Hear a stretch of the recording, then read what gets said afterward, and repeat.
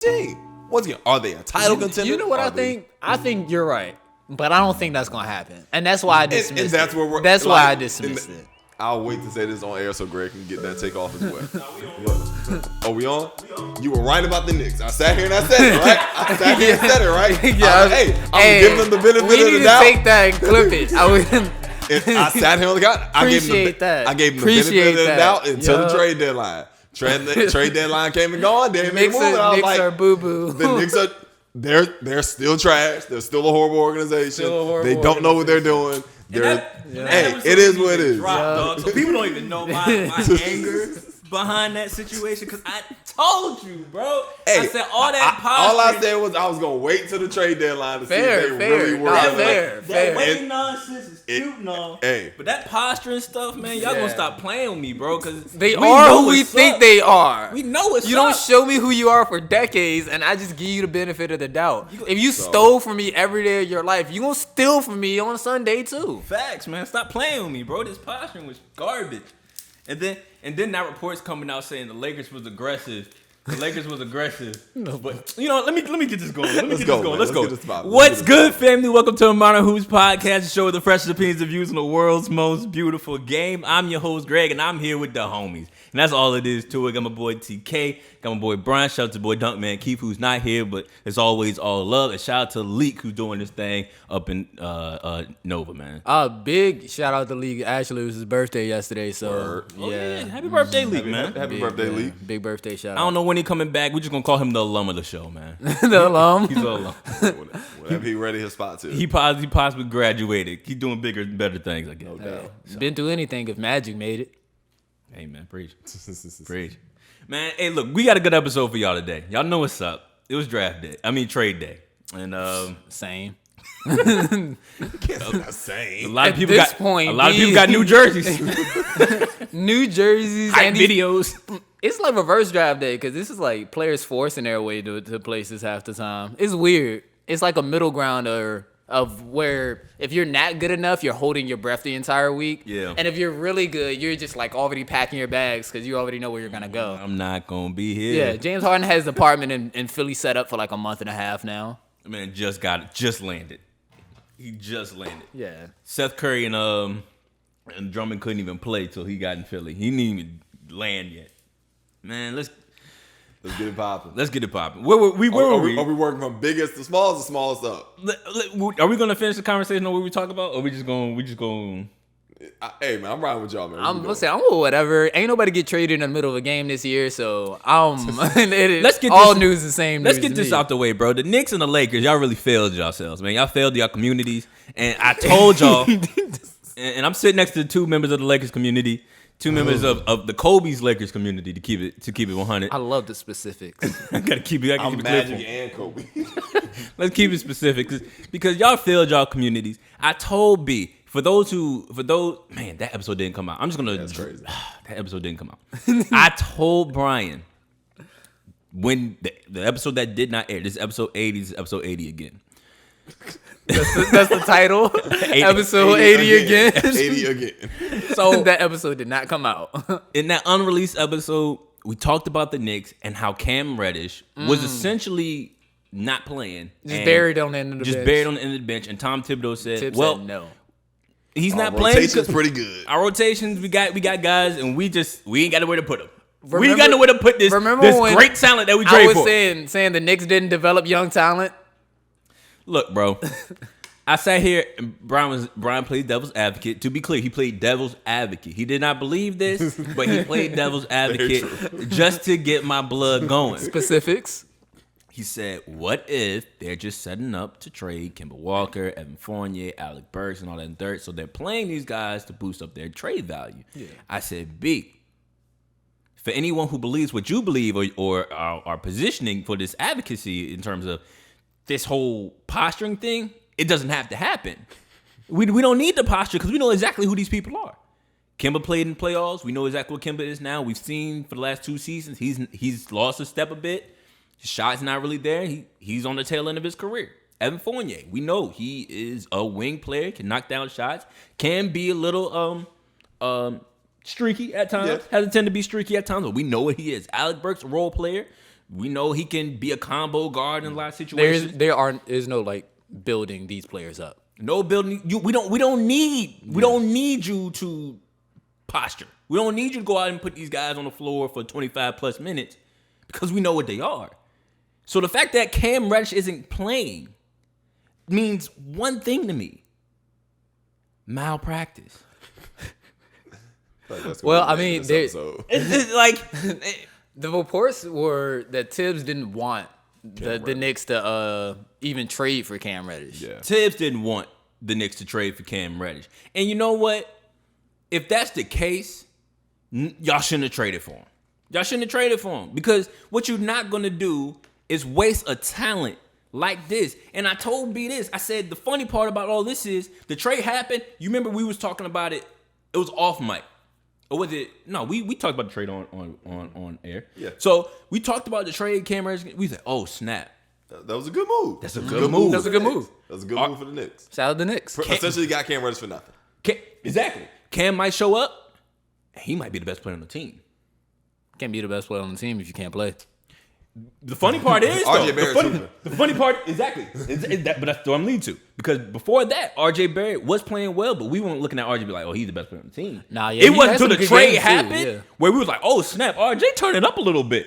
Like, Cam showed up. He's like, hey, slow your roll. This is my team. We ain't going to get to find out because my man is the 12th man on the squad. Why? Send him back to Atlanta. He don't want to go. At least he getting 15 minutes out of Atlanta. At least he getting 15 minutes over there. At least he getting 15 minutes. He wanted out of Atlanta. He wanted out, and I understand why he wanted out. Minutes was spotty there too. You got DeAndre Ayton. DeAndre Hunter. You got Kevin Huerter. You got all these bodies around. Bogdanovich. You got all these bodies around here that we looking for, trying to put pieces around, trying to see where you fit in terms of defined role. You want an elevated role too because Trey normally has the ball in his hands. Cool, get him out. Like, go be with the Knicks. If you're going to play him, that's the Knicks. That's the Knicks. That's the Knicks. That's the Knicks. Can I play devil's advocate again? No, we ain't going there. We ain't going down there, bro. Now to the Lakers community. Everyone crying about the Lakers didn't do nothing. The Lakers didn't do nothing. I watched this clip. It was on NBA TV today on ESPN. The Lakers made no moves. Richard Jefferson and Kendrick Perkins bust out laughing. I thought that was hilarious because that's exactly how I felt. That's exactly how I felt. I saw them make no moves, and I said, you know what? This is the Lakers being the Lakers. They're not prepared for whatever's about to happen. They're not prepared to make moves. And everyone said they were aggressive. You want to know something? It don't matter how aggressive you are. If I only got 50 cents in my pocket, I can't buy a $1 drink. It is what it is. I mean, that's why. I'm broke. I ain't got it. I ain't got it. Nah, Smokey Mom said make it enough. I ain't got it. You can't make it enough. You ain't got 5 nickels to rub together, bro. They were trying to make THT enough. They couldn't make it enough. They were really trying to. Y'all saw that meme, that old reliable meme?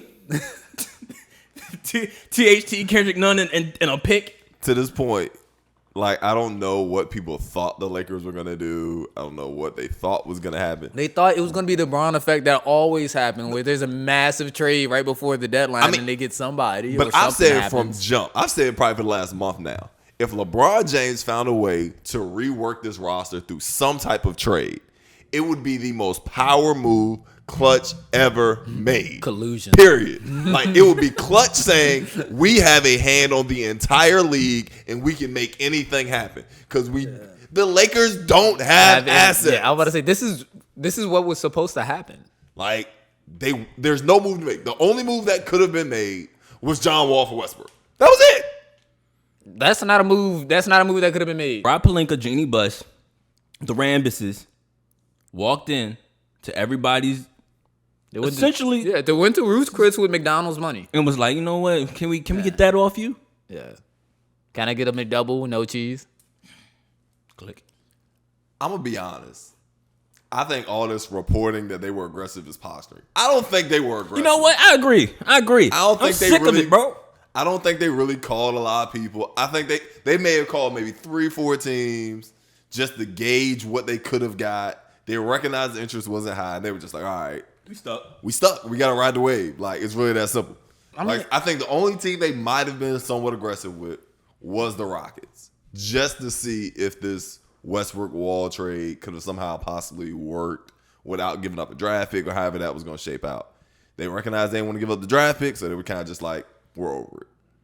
Other than that, the Lakers, they know what they have. Yeah, I was about to say, I don't think the Lakers weren't trying to fool anybody or fool themselves, really. It's just answering questions. That made it seem like they were being aggressive, but realistically... You know who's aggressive? The fan base. That's who was aggressive. I mean, yeah, 24/7 with the Photoshop, but there was just no realistic move to be made. Like, the only thing the Lakers need to do, honestly, is play better. Like, I remember that time after the Clippers had lost, after the Nuggets came back 3-1, and it was 1,000 different trade scenarios, and Leak was like, gotta trade him, they gotta go.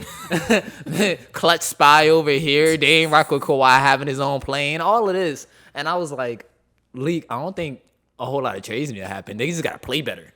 Like, at the end of the day, you gotta be who you are. Like, Kawhi doesn't need to shoot 40%. Yeah, like PG, you just gotta be the PG that we know. Like AD, you're supposed to be that generational big. Like, it's Russell Westbrook. Like, I understand that rest is rest, but that's still no excuse to.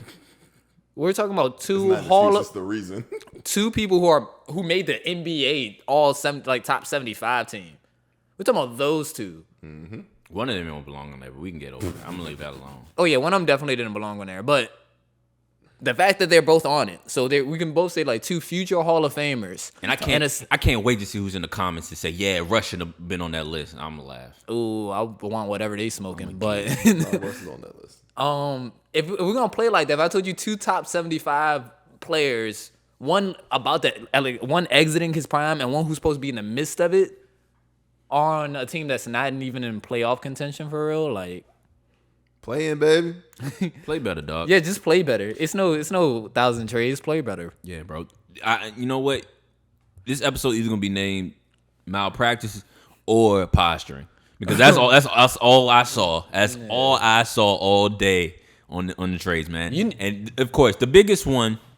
The biggest one is none other than you about to say something about. I was just about to say something real quick. I just realized what all of these trade scenarios are. Every time somebody's yelling that you need to trade this or you need to trade that, we need to start holding people to like accountability. Yeah.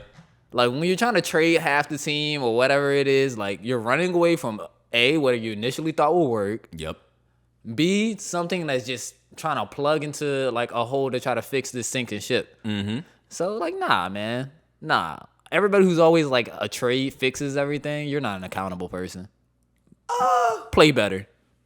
Yes and no. Okay, I'm like listening.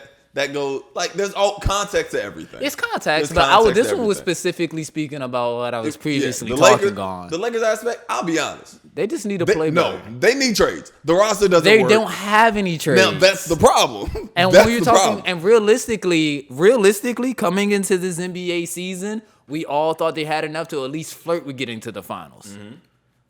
And that's what I mean by accountability. We all sat here and was like, hey, they're at least going to flirt with it. They're going to be title contenders. We didn't.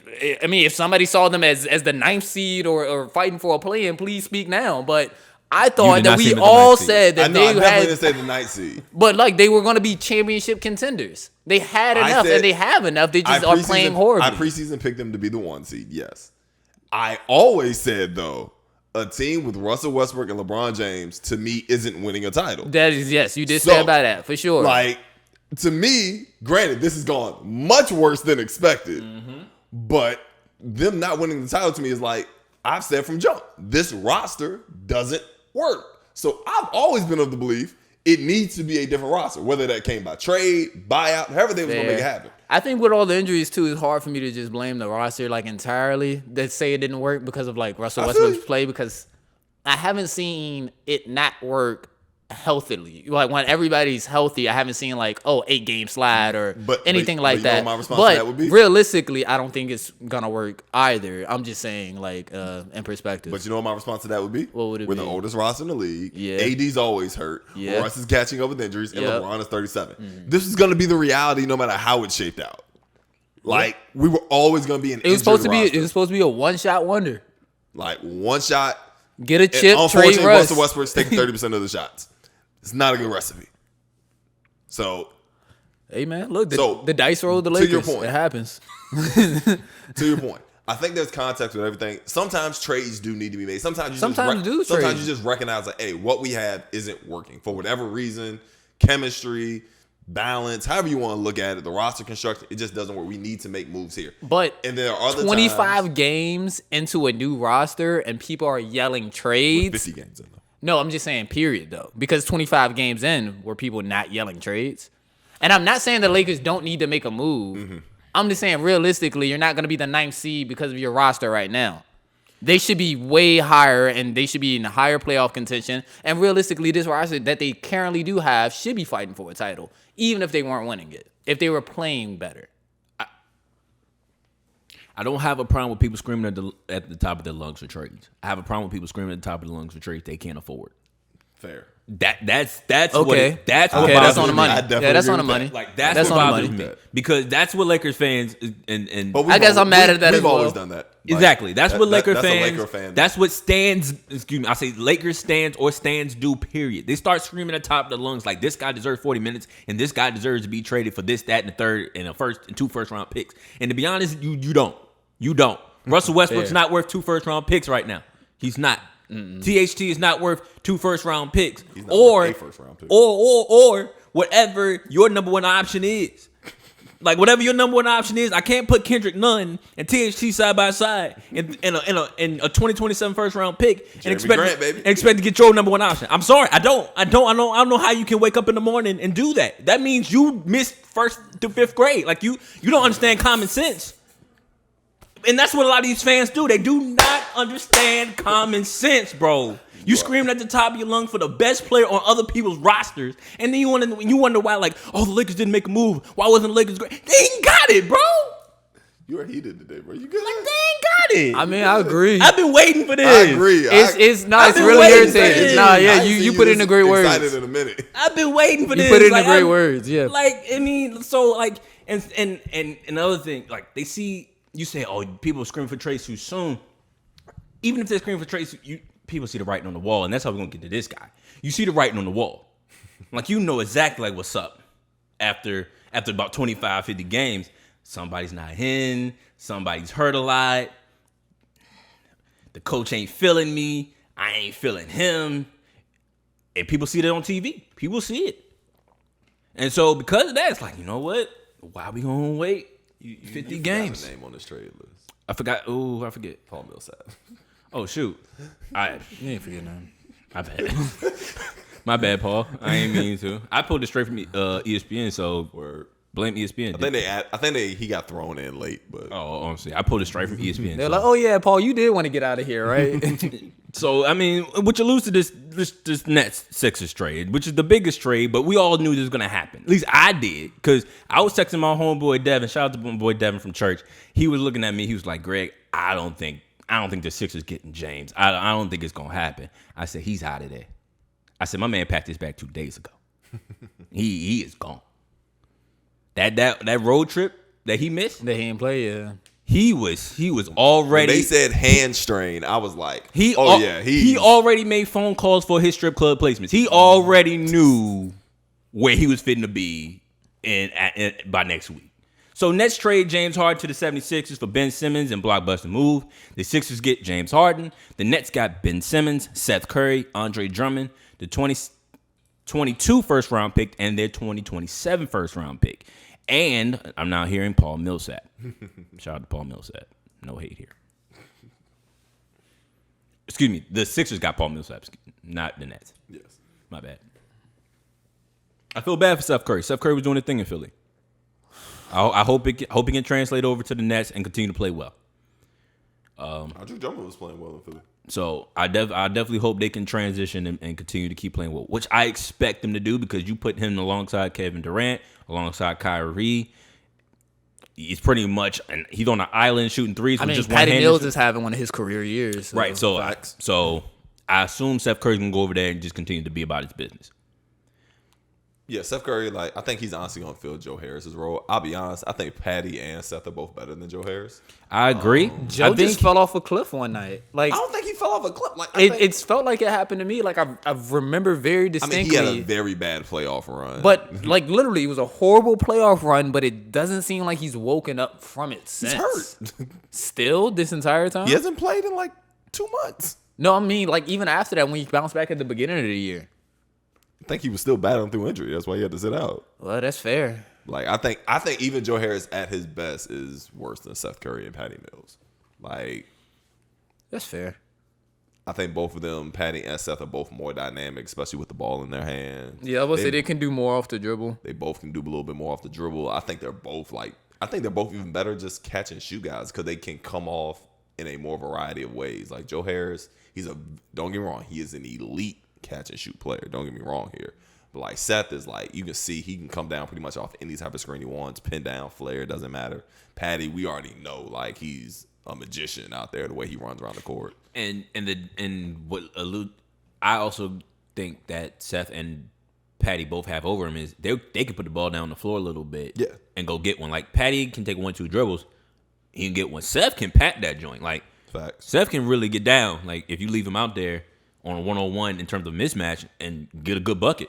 So I think having all three of them doesn't hurt, but it's almost like one of them gonna be on. Somebody gonna be on. All three of y'all can't be cold. So anybody.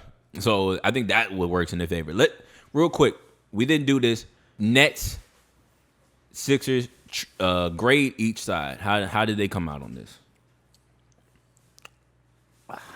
I give them. I give the 76ers a B+. I give the Nets an A. Okay. I think it was a win-win for both teams. I think the Nets just got. I'm not gonna say they got more because they didn't get the best player, but I think they got players that can help them in the areas that they need the most. And that's kind of how I look at it. Okay. No, that's fair. I was gonna say something around the same. Nets get a slightly better grade than the Sixers. My feelings and sentiments about James Harden and the Sixers in terms of whether that's going to be a championship not contending team, but whether it's going to work or not. Mm-hmm. I can't wait to see how that's all going to play out. But in terms of the Nets trading James Harden, I think they filled a lot of needs pretty well. Like if you're going to trade James Harden away, I think for what's on the market, they got as best as you were going to get back for him. Yeah, I agree with in terms of the grades, B+, A+, or A, however you want to put it. Sixers get the B+, because they did give up 2 players that were playing very well. Yeah, I was about to say 3. I realized Ben Simmons ain't playing. Like 2 players that were playing well. Ben Simmons, by default got an incomplete. So, so I mean, I think they went and they did what they had to do. They filled a star role that wasn't being filled, that they were paying for. Well, they weren't because they were finding to do, but still. So go ahead, let's get the star that should be on the court that's not on the court. James Harden, let's roll, move forward. And they didn't give up Maxey, they didn't give up Matisse. That's a win to me. Yeah, they still got a really good core group of guys. Right. Yeah. Nets did what they had to do. They realized that Daryl Morey wasn't gonna stop till he got James Harden. And quote unquote fleece the Sixers. I mean, it's fleece fleece the Sixers As best as you were going to be able to. Exactly. Like, because if I'm Sean Marks, I'm not backing off that either. Yeah. First and foremost, Sean Marks is doing his best to clean up all of this mess as best as he can from James Harden, Kyrie, and KD conspiring to work together to make this happen. That's fair. They got and I don't understand why KD is so salty. I don't understand why Kyrie is so salty. This is what you asked for. Did you read the story about Kyrie and James? No, enlighten me. Oh, so apparently did it drop today? Huh? Drop today or drop yesterday? It came out maybe a couple days ago. Just talking about. I heard there was some dissension, but I ain't read all of it. One of the bases of the story was like James Harden and Kyrie really weren't vibing with each other. When Kyrie came back, there was one game like Kyrie. I think it was when they went back to the Cavs. Mm-hmm. And Kyrie was burning sage in the locker room. And they said James Harden was looking at him like he had 3 heads. And Kyrie was just looking at him like, you got a problem? Like, and that was just like, that was always just that weird vibe between the two of them. That's a weird story. It's It's a dumb story. It's a dumb story, but at the same time, I could totally see it though. Oh yeah. That definitely looks like an episode of some type of show. If you run into, like, you heard about the new LA show they're going to be doing on HBO? Nah. It's based off the LA front office. Yeah, I know what you're talking about. Yeah. That'll be hilarious. But yeah, they got to come to grips that nobody should be pouting, nobody should be salty. This is what y'all asked for. Y'all failed. This was a failed experiment. This is probably the biggest failed experiment in the last decade, if you ask me. And it's bigger than Russ because we already knew what Russ was going to be in LA. We already knew what time it was on that front. We knew that did not work. We knew that did not fit. Well, when we looked at this and looked at what the Brooklyn Nets was supposed to be, we said this is the best core talent you could ask for out of 3 players, especially on the offensive end. Yeah. 13-3 in terms of being on the court together. But then all of a sudden, injuries happen, non-vaccinations happen, or vaccination or lack thereof happen, and now Harden looking around like this looks a lot like Houston. I might as well go play with Embiid.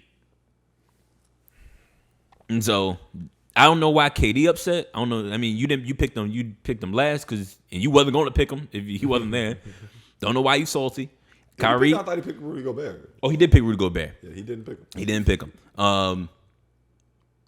LeBron ended up picking him, but I don't get it. I don't get why y'all saucy. Y'all did this to yourselves. And Sean Marks had to come back and clean up the mess as best he could. And I think he did a good job. Ben Simmons better come to hoop.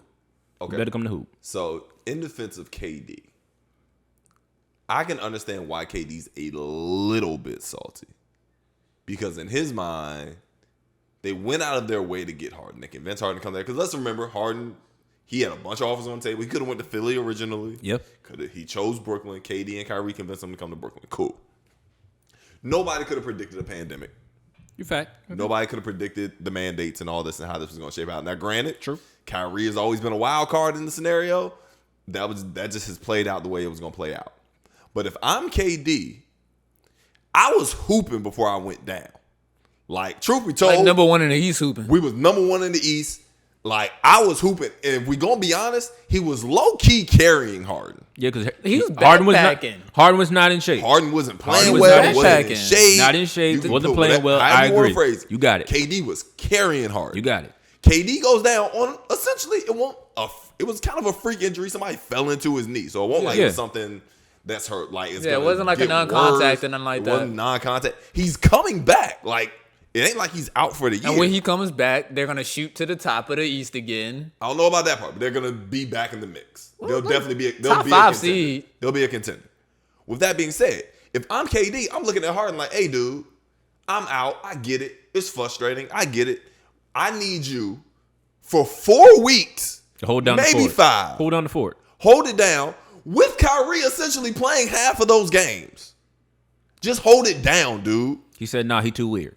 And Harden was just like, nah, that's too much work. Nah, I don't like him.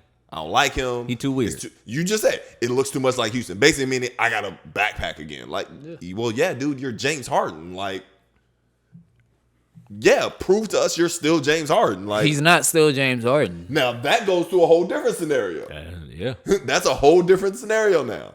So I can understand why KD's a little bit salty. Now, granted, it's his own bed. He got a lie in it. Yep. But I can understand his point of view a little bit. Now, Harden, on the other hand, I got no sympathy for. And I don't care what nobody says.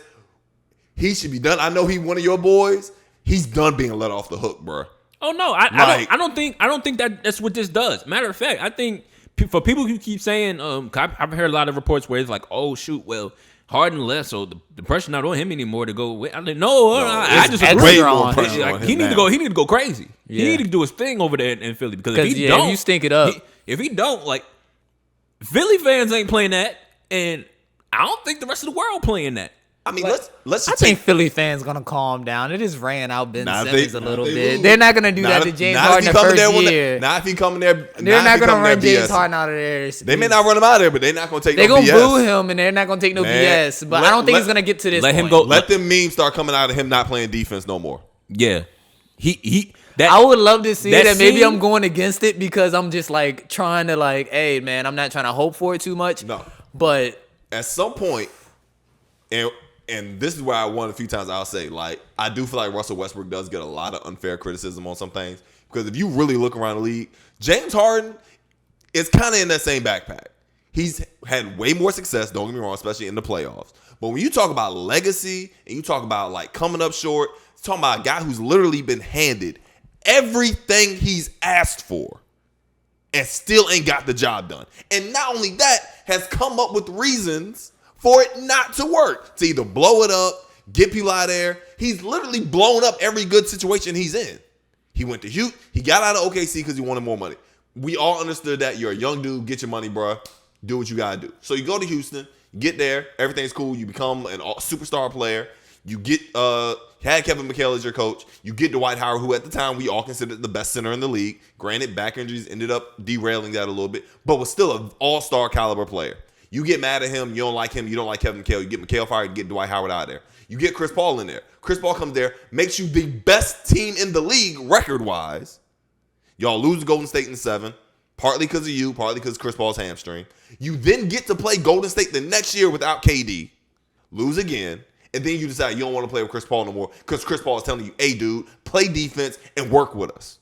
That's essentially what Chris Paul was telling him. Play defense, let me handle the rock a little bit so I can make your job easier. And you're like, nah, bring me Russell Westbrook. So you bring in Russell Westbrook because he's your boy. You don't want to play with Chris Paul no more. You recognize Russell Westbrook can't win you no championship. So you're like, all right, well, I know I made y'all trade everything to get Russell Westbrook, but now that this doesn't work, trade me. So now you cratered that franchise. And now you go to Brooklyn and you do the exact same thing. You get there, you got KD, who most people at this time say is the best player in the league. You have the best player in the league, and you were like, I can't wait 4 weeks for the best player in the league to come back. it's a long time. It's not a long time. It's a month. No, I'm not buying that. I'm not buying that. Harden better hoop. He better hoop, bruh. Hey, man. I'm over it. You just went from the best player in the league to the MVP favorite. Yeah. You better hoop. Yeah. No more excuses. No more fat suits. I don't want to hear about no strip club. Bruh, you better hoop. You know he in there. I'm saying I want to hear about those. I want to hear nothing about scary hours. Hoop. And truth be told, you better take out Brooklyn on the way. Bro, I don't think you were here that time, B. We had a discussion, and I was like, if this trade goes through, ironically enough, I don't think Philly is going to beat Brooklyn if they see them. They should. I'll be honest. They should and they could. Brooklyn still has no answer for Embiid. Y'all know me. I say if you walk onto the court and you have a halfway comparable team and you have the best player on the floor, you always have a shot. I think Brooklyn has more than a halfway comparable team, and they have the best player in the world. So that's why I'm going to give it to them. But I'm not going to go into that matchup too much. I was just thinking about James Harden having a hoop, and I could see him coming up short when it matters, and it can get ugly. But I hope not, to be honest, just for basketball. I hope he didn't just leave to be mediocre or to not elevate the Sixers as well, because I would hate for all of this to happen, and then he still doesn't necessarily elevate the Sixers or help Joel Embiid get to a championship contending level with the team. I'm over. This is my thing. I am over. I don't even want to see I don't even want to see good James Harden. No, I want to see. James Harden has to be a top 5 player in the world again. Yeah. Period. There's no more. There's no more excuses for you, bruh. You've gotten everything you've asked for in your career. There are no more excuses now. I'm not saying they definitely should beat Brooklyn. I honestly think it's a 50-50 shot, both teams. That's my assessment. No, that's fair. So whatever happens, happens. But you better go out there and get a 30-point triple-double. Yeah. You better go out there and not lay a goose egg in the fourth quarter. Yeah. You better go out there. I don't care if Ben Simmons is guarding you. You better step back, and knock down that shot. I don't care anymore, bro. Get it done. Yeah. Period. You think he gonna get it done? No. that's what I'm saying. That's what I'm saying. That's all I'm ever saying. And what I'm saying is when he doesn't, I want the reaction to finally just be like, yo, James Harden was never on the Kobe. He's never been on the Kobe standard. He's never been on the Wade standard. He's not in this conversation. Like that's because let's be honest, we were legit 4 years ago having a conversation. Is James Harden the greatest scorer of all time? Is he the greatest ISO scorer ever? I was fighting those conversations. I wasn't. And most rational fans were, but like it was literally yeah, on people were SportsCenter. saying it. Yeah, like it was literally on. I was saying SportsCenter. he wasn't even the best scorer in the league, but like We talked about it. So like, well, I think we did actually. So if this fails, like we need to come to that realization. Harden was never that guy. Period. He was amazing a guy talent, put amazing in a talent. D'Antoni system. Hall of Fame talent. Hall of Fame talent, don't get me wrong. He's a top 75 player, don't get me wrong. Yeah, for sure. Once again, we're always debating the top 1%. It's minuscule stuff, yeah. We're debating the top 1%. But in terms of comparing him to Kobe, Wade, even AI, He's not one of them. He's not one of them. If he doesn't get it done, he's not one of them. Not one of them. He's a guy who was in a D'Antoni system. Because I don't care what nobody says. Nobody was having those conversations when he was playing for Kevin McHale. We said he's a superstar shooting guard in the NBA. Cool. Nobody said he was a better scorer than Kobe before D'Antoni. And we ain't said it since D'Antoni. I wasn't saying it during D'Antoni, just for the record. But that's when the conversation spouted. The stats were crazy. The stats were crazy. Let's just keep it buck. The stats were crazy.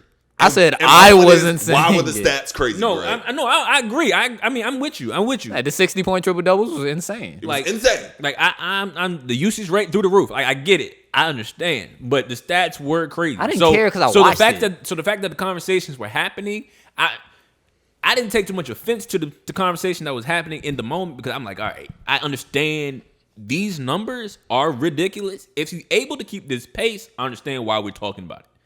The issue, like you already alluded to, is like, okay, when D'Antoni's out of the system, when D'Antoni's out of the situation, what kind of player is he now? Or what kind of player is he if he doesn't have the ball in his hands and he's really playing one-on-one with the guy in front of him? Or he's not shooting 15 free throws. So, I mean, I get it. I understand. At the same time, I think, you know what? I agree. I'm just going to cut it. I agree. I ain't going to, this isn't really an argument. This ain't an argument to me because we were having conversation about where did he fall, and I was fighting with young boys. Because they was like, oh, he's the third best shooting guard of all time. Why? And I was like, he's like third best shooting guard. I'm like, so he's better than Wade, y'all? And he was like, yeah, he's better than Wade. He's talent-wise, he's better. I said, he's not better than Wade. He's not better than like, Wade. Not even talent-wise, if you ask me. I mean, yeah, offensively, yeah, he can step back, shoot threes, cool and all that, but I've seen Wade do things that Wade was Harden can't do. The only arguably thing I one can of the say best Harden does finishers in better the than game. Wade Shoot threes. definitively is Shoot threes. Maybe pass. Maybe. Debatable. If you ask me, it's debatable. I mean, of course, I'll give it to Harden, but I get it. Debatable. But that's a stats thing. That's a stats thing. Because I've seen Wade make some crazy passes. I've seen Wade have great vision. So I mean, it's not a thing of okay that he wasn't asked to go out there and be the primary ball handler in those situations on a consistent basis and ISO in that space. Very true. And the league changed in terms of what 06 or in terms of what Wade's prime looked like. On what year did he come in third in MVP behind Kobe and LeBron? I want to Was say that that was 8? 09, maybe. One of them years. It was right because it was right before LeBron got there. Yeah. So it was like 09. It might have been 09. It might be 09. So like that year, Yep, because it was after the Olympics. that Wade year, It was after the Olympics. I was like, yo, No, we were having a conversation. Is Wade the best player in the league? like right now? this dude going crazy. So I mean, the conversations I've been fighting with other people about this. The only person I was debating on is like the AI because, I mean, all he needs is if he gets a finals appearance, and he shows up, then okay, we can have a conversation about AI. But now he don't get there, and we got the long list of all these top players you done played with. Don't talk to me about AI no more either, bro. AI ain't had those guys. AI had Aaron Geiger, bro. AI would have got it done with those guys. AI had Aaron Geiger. Samuel Dallenberg. I won't say Eric AI Snow was on one of those but teams. AI wouldn't have quit. I don't know if AI would have got it done, but AI wouldn't have quit. AI. Bro, AI would have got it done. I think AI would have got it done. If AI had a we're Joel, we're gonna spin into a whole. if different AI had a conversation. Joel Embiid We're gonna spin into a whole different versus the conversation. Lakers, it ain't a 5-game series. I'll tell you that. Oh, I thought we were just talking that. about him not folding. I don't know about like. Yeah. I ain't saying he's winning the chip. Yeah, I thought but he was talking about not folding. That's what I mean by get it done. Oh, I'm just going alright. off that one series because Yeah. if I'm going off the series he played against the Lakers, which is one of the best teams ever, essentially, like 16-1, baby. Yeah. like Shout out AI. if I'm saying it could go 6, it might even sneak 7 because he got a little help out there. Maybe. It might Maybe. if he had a Joel Embiid. But I know what Harden doing if he had Sammy down there. I know what it look like. You ain't gotta tell me. I don't know, man. And I'm not gonna say it because I'm not gonna be disrespectful, but I know. After I saw Manu full Harden in the playoffs, that's when I was just start looking at stuff different. Man, To let's be, move to on. be completely honest. Move on, man. We spent a lot of time. Shout out Harden though. Get it done, Harden. Yeah, Yeah. this trade, we didn't even talk about how Ben Simmons and in terms of what he's gonna look like when he comes back. People got a lot of problems with him because he's supposedly ready to play. He was emotional on the phone with KD. I don't want to hear that nonsense either, but we can get to that on another day. Yeah, he about to get his first check of the year. I'd be emotional too. You can get paid all year, bro. Nah, bro. Hey, man. Nah, bro. You can't cry mental health and all of a sudden be ready to suit up. Like, I mean, them Philly fans are ruthless, bro. What? He Give took you that page flashbacks. straight out the AB playbook. What you mean he can't do that? Flashbacks. it's nasty. PTSD. Keep going to Philly. Yeah, he has New York fans. Brooklyn a whole lot more chill Fair. than Philly. Very But true. let's move on. Trailblazers send CJ McCollum to the Pelicans. This is the end of an era. It was a fun one, even though it didn't amount to much championship success or You tried to be nice about it, but you already said it. I already said it. But man, I felt for this moment. So the Pelicans got CJ McCollum, Larry Nance Jr., and Tony Snell. The Blazers got Josh Hart, Nickeil Alexander-Walker, who I believe already got traded to, where did he end up going? The Kings? I just had it pulled up. You can find that for me. I got appreciate you. Thomas Satoransky. I think Thomas Satoransky's already out. And then they got Didi Louzada. I hope I said that name right. And a 2022 first round pick that's protected, a 2026 second round pick, and then a 2027 second round pick. Jazz. Nickeil Alexander went to the Jazz. Went to the Jazz. Thomas Satoransky went to the Spurs. Yep. Okay.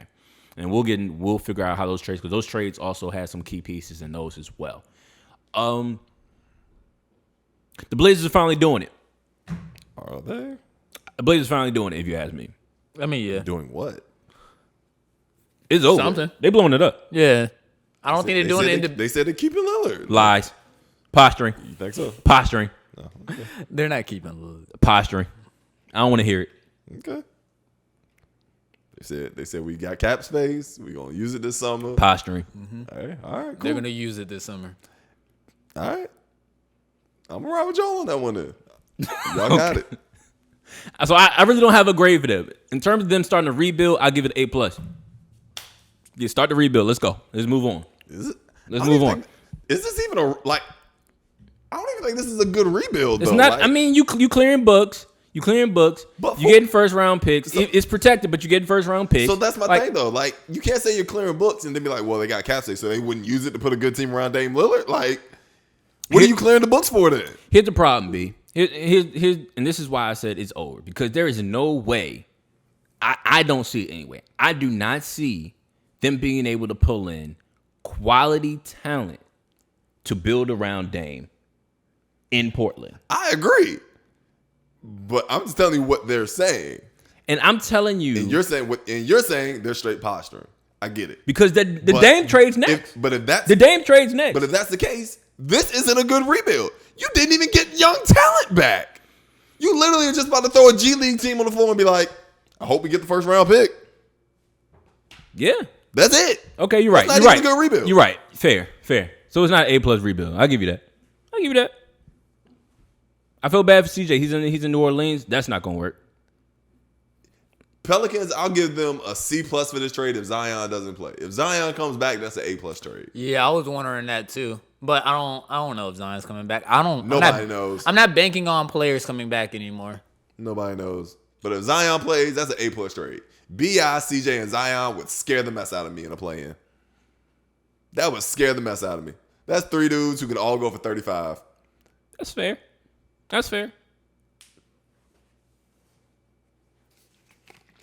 I don't believe in it. I like that. That's only if Zion comes back. If Zion don't come back, this don't make no sense at all. I don't believe in it. Because you got a 30-year-old to pair with a bunch of young dudes. This seemed like my guy David Griffin was trying to prove something to both Zion and B.I., saying that I actually want to keep y'all competitive and keep y'all around here. I don't blame him for the thought, but I understand you not feeling as if it's major. But I agree with B. If Zion is actually playing, I think this is a great trade for the Pelicans. But I can't bank on that. CJ McCollum, I'm going to say it. CJ McCollum doesn't deserve to be in New Orleans. He deserves to be in a better situation. Why does he deserve to be in a better situation? Because I like to see my favorite talent. No, as long as I like to see my favorite talent. I'm biased. No, yeah, as long as I'm biased. you can be honest. I like to see my favorite where would talent. you have liked to see him end up? I would like to see him in Denver, especially since I thought about Denver, especially since Bradley Beal wasn't there. Oh, Bradley Beal didn't get moved at all. My prayer was Brad Beal got freed from Washington at some point. I didn't know what the Blazers were going to do. This was kind of a shock trade to me because I didn't read up on what the Blazers had in mind or anything like that in terms of rumors and stuff like that. We all kind of figured at some point CJ McCollum was going to be a body that was moved 2 years ago. But once again, 2 years ago, we having a conversation about this. We just didn't know when, and we didn't know where. New Orleans, it doesn't really. I mean, once again, you put a 30-year-old, 31-year-old in a situation with these young boys, and they're just not on the same timeline. You're not on the same clock. And CJ's 25 pretty much anywhere he goes, but that's not a situation where I'm looking at like, oh man, he's about to be a part of a winning situation. It's just he's going out there to hoop. He's getting stats. He's gonna be a middle ground team. It's like moving sideways. And I didn't want that for him. Just like I wouldn't want that for Dame. So, I don't know. Like, I think that's just my bias speaking out in terms of CJ and Dame ended up in situations where they don't get to go somewhere and actually be a part of impactful moments, impactful situations, and games that we're going to remember. I'm not going to remember what he does do in New Orleans because Zion's not playing. I'm going to say it. Zion's not playing. He's not playing, bro. And B.I. don't want to be there. I can't argue with that. And so this environment is garbage. And we've been crying about this environment for the last year and a half. So CJ just walked into a trash environment and he's just gonna throw up stats. They're gonna win some games, they're gonna lose some games. They'll be the play. And we're not gonna really care. We're not gonna really care. Short end of the stick, man. Somebody gotta get it. I guess. Yeah. So I mean that's what I look good. So it is what it is. Like this trade was just Yeah, Blazers are pushing the button just slowly. Yeah. I just think it's a horrible rebuild. Like I don't think there's an actual. They're peeling the Band-Aid off. That's why it's a horrible. That's my thing. That's the reason I kind of think they are really gonna try to put a team around Dame. Like I think they honestly think they went. I think they're gonna try and they're gonna realize they can't, and then they're gonna finally pull the trigger, which is like worse. That's even worse, and that to me is why it's a horrible rebuild. I honestly think they look at the free agent market like, all right, because not a lot of teams are going to have cap space. That's the unspoken truth of the free agent market right now. Mm-hmm. There are not going to be a lot of teams with cap space. So in essence, Portland is going to be in the running for somebody simply on the fact of we can offer more money. Cool. The other unspoken thing is, though, the free agent market ain't that great. There's not a lot of great players. So, like, what are you really getting that's going to put around Dame that's going to make you viable contenders? That's why they're trading Dame, and all that was a lie. Posturing. So, and this is why I just disagree. I don't think it's posturing. I think they're actually hopeful. You think that, and they're hard. It's like, hey, let's make a team around Dame, and they're gonna get to the point where they realize they can't, and they're gonna trade him anyway. Oh, they're in denial. Yeah. That's where I think they are. Oh. And I think that, you know who I still think is, That's who trash. still is in denial? Dame. Because if Dame was really smart, he would ask out. Hey, man, it ain't about being smart, about being real. You know what's You funny? can be real. Sometimes you can be real and just be like, it ain't for me. You know what? I don't attribute this to Dame. I don't think Dame is this kind of guy. But we heard the reports about James Harden. I'm going back for a second. I heard the reports about James Harden say he's not going to demand the trade because he didn't want it to come out that he was upset or anything like that. I don't understand why players do that. And so I kind of attribute this to Dame too. Like Dame, you realize the situation, and I think Dame is more open. So I don't think Dame is fake in any way. But I do think Dame has looked at the situation and he can read the room. He knows what's in there. He says the only thing in here is a 21-year-old Anthony Simons, and he next up. He can hoop. We like this kid. He's next up for them. But he ain't enough, dog.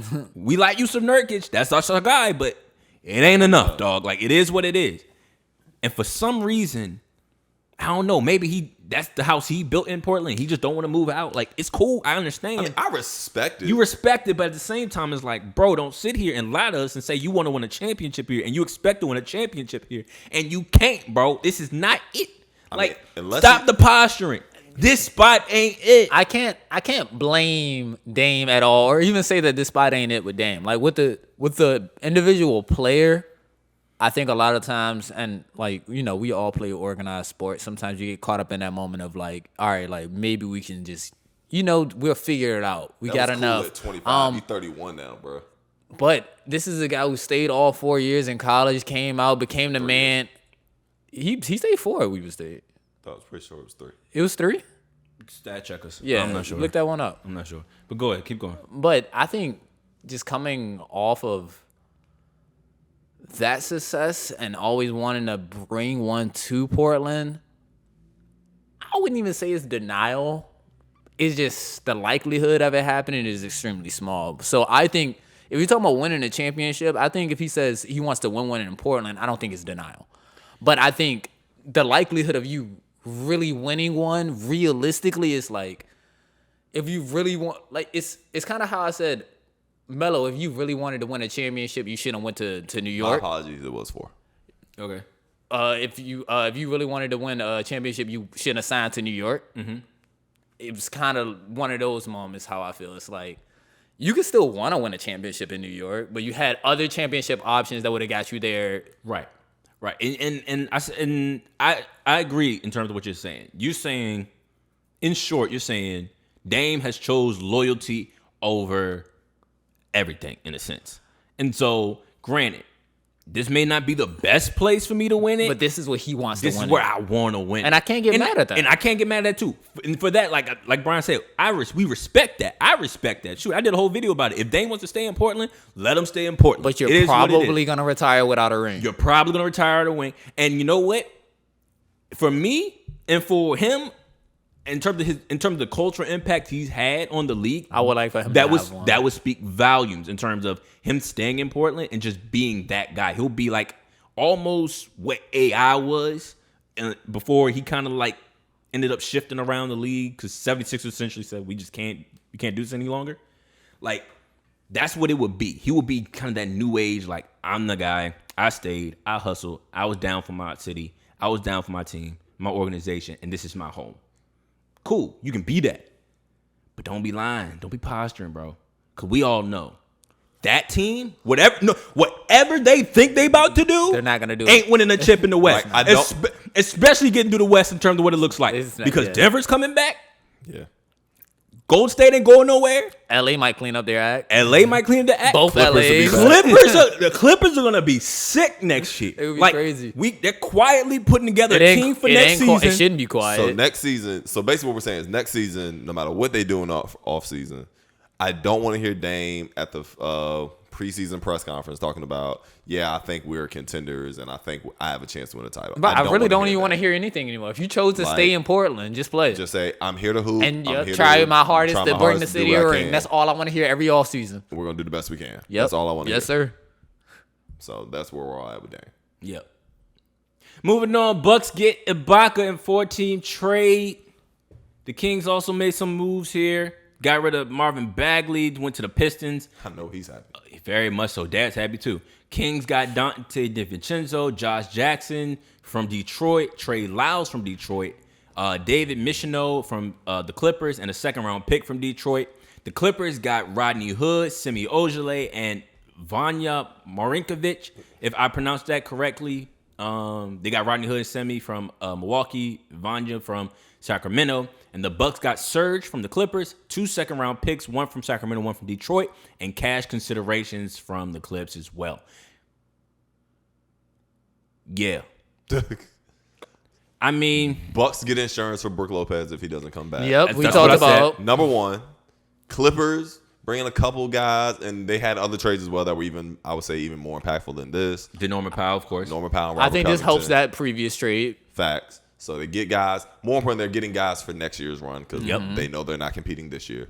I like the Kings' moves as well. Dante DiVincenzo is a solid guard who can help De'Aaron Fox, can play defense, shoot the ball. Josh Jackson, another guy who's actually quietly gotten a lot better. He was a laughingstock when he was in Phoenix, but now he's become a productive NBA player.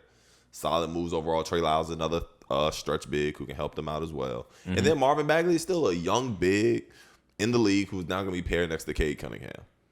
Honestly, this was a win for all 4 teams. Yeah, win on all different levels. Once again, I think the biggest winners of this is the Clippers and the Bucks. If you ask me, I think the Bucks looked at this, and not only was it insurance, I think they know something about Brook Lopez that we don't yet. Yeah, I don't think he's coming back. Like they obviously know something. Like, all right, we need to get another body in here for that situation. I think the Clippers are scary for next season. I mean, it's going to be very, very scary for everybody next season. My guy said, y'all don't give me season tickets, I'm about to turn up. When he got Rodney Hood and Semi Ojeleye, both those guys can play in a playoff game. I think Rodney Hood took steps back. He hasn't been what he was for a certain extent. Maybe he already hit his ceiling. Yeah. So His potential's already he's a realized. solid role player. solid role player, but very much a serviceable guy. We mentioned Norman Powell and Robert Covington. They didn't give up any pieces that I thought they would give up either. They found a way to keep Luke Kennard. They found a way to keep Reggie Jackson. Like, this team is going to be deep. It's going to be deep. PG better show up. Kawhi better do his thing because the pieces are there for the next one. The pieces are definitely there. Kings, I mean, it is what it is. Dante DiVincenzo, I agree with you. Role player, combo guard situation, can play alongside De'Aaron Fox. So I don't got a problem with that. Josh Jackson, the verdict's still out on him for me. Trey Lyles, we know what he is. Serviceable role playing stretch. So, and Marvin Bagley, verdict's out on him. He better hoop. You've been crying to get out of Sacramento. You better go over there and show me some numbers. I don't expect y'all to win no games, but you better show me some numbers. So don't go over there and start laying eggs because you and your pops been crying on Twitter talking about free us. So, Hey, better do something. But yeah, I agree. If I give it, I mean, Pistons get a C, Kings C, Clippers B, Bucks B. That's how I put it. I get the Pistons an A, honestly. You get the number 2 overall pick for essentially Josh Jackson and Trey Lyles. Like, that's a swing you can take. I don't really see a problem with that. Pairing that with Cade Cunningham and the rest of those young guys, Sadiq Bey and them. I think that's a solid move. If it pans, it's an A. I mean, you didn't lose much off of it, though. Exactly. Like, that's the thing. Like, you swung on a high talent guy or a high potential guy for essentially nothing. It's almost like the Cam Reddish trade. Granted, I know you think Cam Reddish is a much better player, but like, it's the same concept. You're essentially swinging on a high prospect guy for nothing. Like, why wouldn't you make that deal? Fair. I think we've seen a lot of Marvin Bagley's inconsistency and health. So it's like, I don't know. I never looked at Cam Reddish as an inconsistent player. I looked at him, he just needs to get time on the court. He spent that first season, he was hurt. But Knicks next year. The counter argument so I don't think is it was inconsistencies. I think Marvin Bagley has a lot of inconsistencies, and that's why Sacramento was kind of up. Like, but maybe Sacramento brought out those inconsistencies even more. Maybe he just needs a new, fresh look environment, new situation, and that could happen too. And that's fair. So yeah. So I think the trade's worth it. It's worth it if I'm the Pistons. Okay. Even if he doesn't pan out, like whatever. Kings, I'll give it a C. My fault. My bad. Go ahead. Kings, I'll give it like a C plus B. Clippers, I'll give a B, and then Bucks, I'll give them like a B plus. Simple. Okay. This one, yeah. Moving on, Cavs acquired Karis LeVert from Pacers. Cavaliers get Karis LeVert in the 2022 second-round pick from Miami. The Pacers got Ricky Rubio, 2022 first-round pick, lottery protected, 2022 second-round pick from Houston, and 2022 pick from Utah. Cavs working hard, bro. Hey, they Cavs trying. So where's Colin Sexton going? I don't know, but he ain't gonna be that long. Nah, He gonna be that long. wrap for him. We called it. As soon as we Where's he going? saw what DG was doing, we were like, hey, Colin Sexton clock is up in Cleveland. It's up. Yeah, it's a wrap for him. But the Cavs are working hard, man. Now the Cavs, They're working hard. quiet as kept, they're the second seed in the East. Like, they're positioning themselves to make a deep playoff run. Will they? But they positioning themselves to do it. I can't be mad at that. Like, Karis LeVert's a very good scoring guard. You know he's going to give you solid production. You essentially gave up Ricky Rubio, who's done for the season. Who's done for the season? That's what I've Like, noticed as well. you gave up somebody who's not playing in a first-round pick. Okay. Great move. Pacers. That's a rebuild. Yeah. Ricky Rubio's contract's coming off. You got a first-round pick for him, a couple other second-round picks. Like, that's a rebuild. Yeah. Solid move for both teams. Once again. Yeah, we haven't gotten to another really bad trade yet. Oh, nah. I don't think I put me in a bad one. Hold on. But this is the one. We fussed about this earlier. So, Kings Pacers make a move, and this was probably the most head-scratching one for a lot of people. I don't think so. There's one more that was more. We'll get to it. Pacers got Tyrese Haliburton, Buddy Hield, Tristan Thompson. Man, if Tristan Thompson finds a way to go to Indiana and continue his tomfoolery, I hate you. Yo, he gonna run it up. I hate you. He gonna run it up. hey, Ain't nothing to do in Indiana except stay indoors anyway. if he finds a way, I'm sorry. Kings got Domantis, Sabonis, Justin Holiday, who I like a lot, Jeremy Lamb, and a 2023 second round pick. This trade scratched a lot of people's heads, including mine. Brian says no, it's a good trade. However you feel about it, Tyrese Haliburton got traded, and the world didn't know he was available. And if you ask me, Stole him in the middle of the night. that ain't it, dog.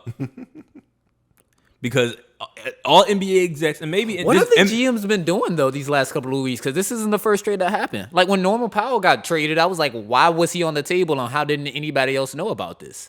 Yeah, you did say that. And once again, like I think it's because GMs, a lot of GMs don't like to advertise that they're putting a player out there. And granted, that's called doing your due diligence, and you should most of the time. But if you have a target that you know you want, and that's who you're trying to get, why are you going to try to beat around the bush? Or why are you going to try to make a team counter offer you? Because that's the other thing that happens is once teams know you want a certain prospect or a certain target, they undercut you with it. So some GMs, and I'm not saying this is the right thing to do, they have their target on the board, they not backing down from it, that's the guy they're going to get. About any So the means Kings necessary. they circled Sabonis and was like, by any means necessary. I think they were like, Sabonis is our guy. Anything not named De'Aaron. Pretty much. And I think they looked at it and they were like, Tyrese, Buddy are willing pieces to be moved. Whether you agree with that or not is a whole different discussion. But that's the move they wanted. Buddy wanted out. Facts. But They he got got him out. Yeah. Clear. Cool. Buddy, in terms of the Indiana, Buddy, they said Buddy is also maybe up in terms of offseason. Like, they might move him again. So, cool. He might find a new home in the offseason. Facts. Tyrese Haliburton wanted to stay. Apparently, he cried when the trade went through. Like, he had no idea. Caught him by surprise. He really wanted to be in Sacramento. Really wanted to be in Sacramento. I'm sorry. That's messed up. No, because I understand, young man, you're starting your career off. This is the place that drafted you. I don't mean to laugh. Like, if he wants to stay, you meant to laugh. I only laugh because it's like, this is how bad I see Sacramento as an organization. You have, the one player in the world that's, crying to stay on your team, and you trade him. And he can hoop. He can hoop, bro. I mean, this is why you said they circled them. Domantis Sabonis for Tyrese Haliburton, Buddy Hield is a good move because Sabonis is essentially an all-star caliber player for the most part. You pair him. You paired a 25-year-old. Go ahead. I'm gonna let you get it off. No, like I think it was. Once again, do I think it was like the perfect move? Do I think due diligence was done? No, not at all. But if you ask me like just surface level, is this a horrible trade? No, you paired a 25-year-old all-star big with a 24-year-old all-star guard. And you still put solid players around him. We just said it. Dante DiVincenzo, Justin Holiday, Jeremy Lamb. You put together a decent roster. Period. Now, was Tyrese Haliburton? Is it tough to see him walk out the door? And should you probably have found a way to keep him? Sure. I think Tyrese is going to be a great player. I think he's going to be in this league for a very long time. But I do think his ceiling is probably Malcolm Brogdon. Like, really good guard, never an all-star maybe a one-time all-star at best, never a superstar. So to act like he was just untouchable is partly kind of weird. But I do understand the due diligence part. They should have fielded more offers. But they wanted Sabonis. Here's the thing, B. Here's the thing. You're right. Probably his ceiling isn't superstar. But everybody been acting like it. And I don't know why. He's really good. Once again. Really good. Once again, this is where posturing actually helps you, Sacramento. Because everybody's been looking at this kid going, you know what? We like him, and we like him a lot. Like a lot. We'll spend whatever we want to spend to get that guy because he's a good kid. He keeps his head down. He can hoop. He's a professional about it. Play on the ball, off the ball, plays defense. Right. Shoot. His jump shot look a little funky, but it go in. Like plays with pace. Like he's a player pretty much every championship team would want. Exactly. Period. And he's on his rookie contract. Yep. Man. A lot of teams. I like him cheap. A lot of teams are willing to go out and make something happen with that, make something shake with that. And so when you tell me that you didn't field any other offers, I'm calling that a trash move to some extent. Yeah, you got Domantis Sabonis, not a bad, like good player, very good player, but that's a trash move because you did not think this through. You did not read what everyone else said about this guy. And that's failed. I think that's a fail to some extent. Because who knows what this could have been. Knowing the Kings, and like I said, when I don't believe in certain organizations, I truly don't believe in them. Knowing the Kings, they might have walked away from this, and who knows, this might be the one time ever in their organizational life that they could be completely correct. Thinking that they may have fleeced the Pacers, because we're sitting here saying that all these other teams are in love with Tyrese Haliburton. Maybe they weren't. Maybe they saw something we didn't. Now, granted, since it's the Kings, I don't trust that. And if they did see something that I didn't see, it's probably something that they shouldn't have saw anyway. But in all fairness, you know, some things come to light a little later on. But that's the best peace offering I can give the Kings, to be honest. I think they viewed it as De'Aaron Fox still has a higher ceiling than Tyrese Haliburton. Why did they have to even be compared next to each other like that? It's not like a Colin Sexton, Darius Garland feel for me. But it kind of was going to end up being that. Because if Tyrese is this guy, and granted we can talk about he plays on and off the ball, but at the end of the day, like him and De'Aaron both kind of are going to thrive with the ball in their hands. So in order for you to maximize both of them, like how is that really going to work?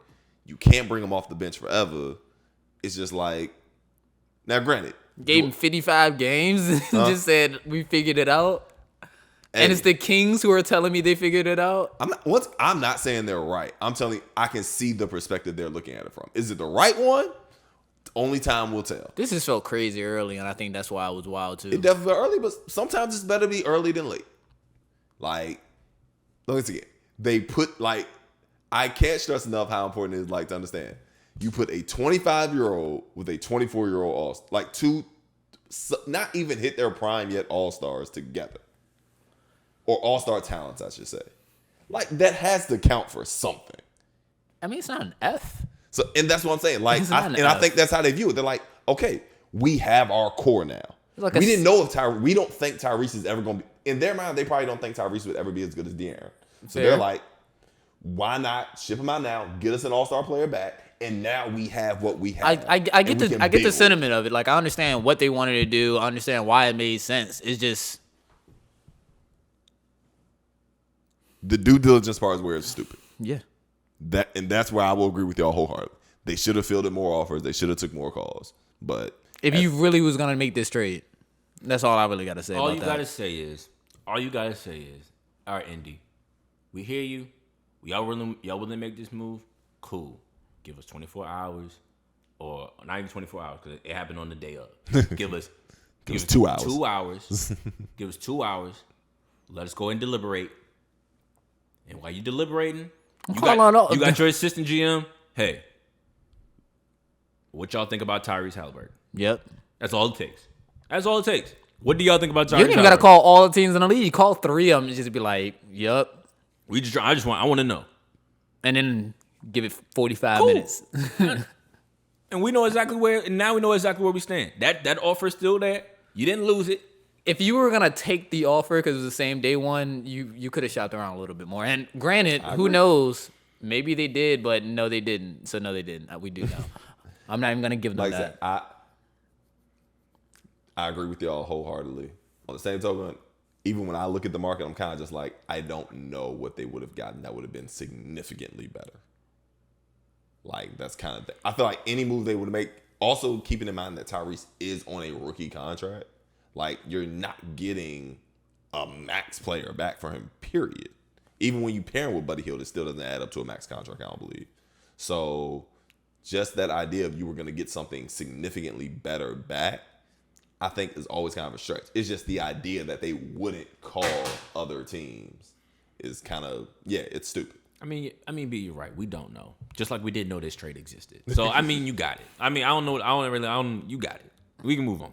Because, you're right. I mean, what am I supposed to say? That trade was really a shot.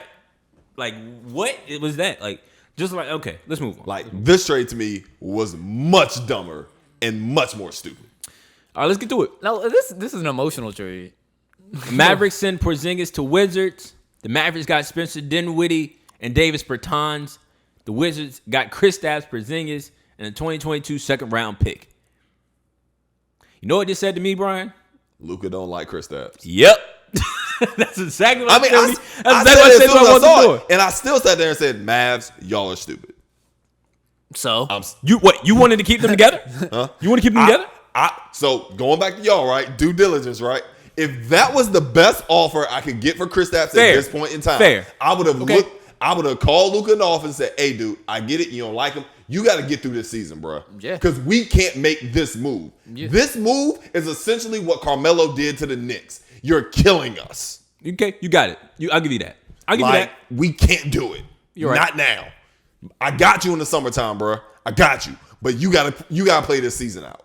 Period. This was dumb. Point blank, period. Kristaps has actually played fairly well this year if we're going to keep it a stat. He isn't shooting the ball like he should, but he's actually played fairly well. He hasn't been horrible by any stretch.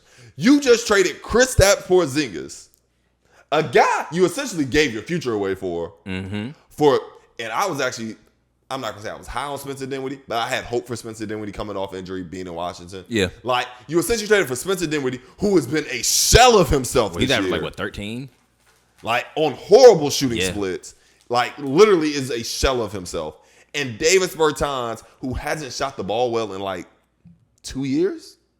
And that's his calling card? This was dumb. Look, bro. I saw the trade. I said, man, he really don't like Porzingis. And if you and granted, has Kristaps looked better this season than he did in any other year he's been in Dallas? Yeah. Yes, he has. Yes. Fair. At the same time, I still like having Max Kleber out there over Kristaps Porzingis. No, I won't go that far. I did. It looked a lot better to me, majority of the time. I feel you. I mean, and I think that's where the thing is for me. Kristaps ain't a unicorn no more. He not. I mean, he's like somebody. I can't remember who said it. Somebody said, "No, he's still a unicorn because you barely see him." That's funny. So he really a unicorn. That's funny. I like that. Like he's not what is advertised anymore. So if that's the case, then yeah, get him out. But I do agree, Spencer Dinwiddie, who isn't Spencer Dinwiddie, and maybe it's a Washington thing, but there's also reports that Washington and a team did not like Spencer Dinwiddie at all. Like they was not feeling him, and maybe Davis Bertans does need a change of scenery. Who knows? Getting around a guy like Luka who likes to pass the ball, and getting him around Jalen Brunson who likes to get his guys open. Maybe get more catch and shoot looks, maybe get cleaner looks, and he could pick up where he left off 2 years ago. It's a possibility. Spencer Dinwiddie, I don't know. Like you said, he does not look like he's fully back or will ever be what he was. Yeah, he never got back to returning to that form when he was with that Nets with that roster. Right. Yeah. Before that trade happened for James Harden. One big thing I can say is like shout out to the Wizards. Wow, shout out to the Wizards.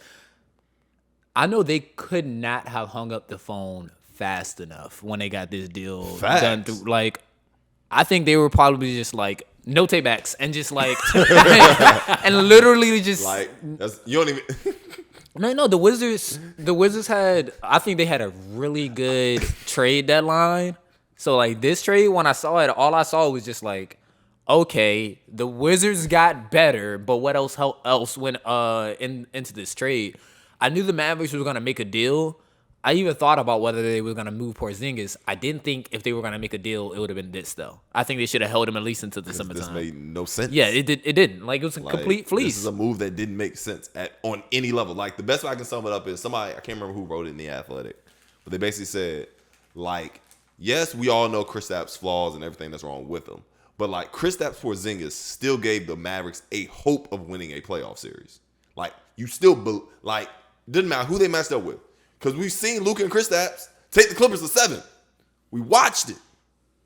So that gave them a hope of winning a playoff series. Now, there is no hope of winning a playoff series. What do you mean, Spencer Dinwiddie getting 13 off 29% shooting? There is no hope of them winning a playoff series now.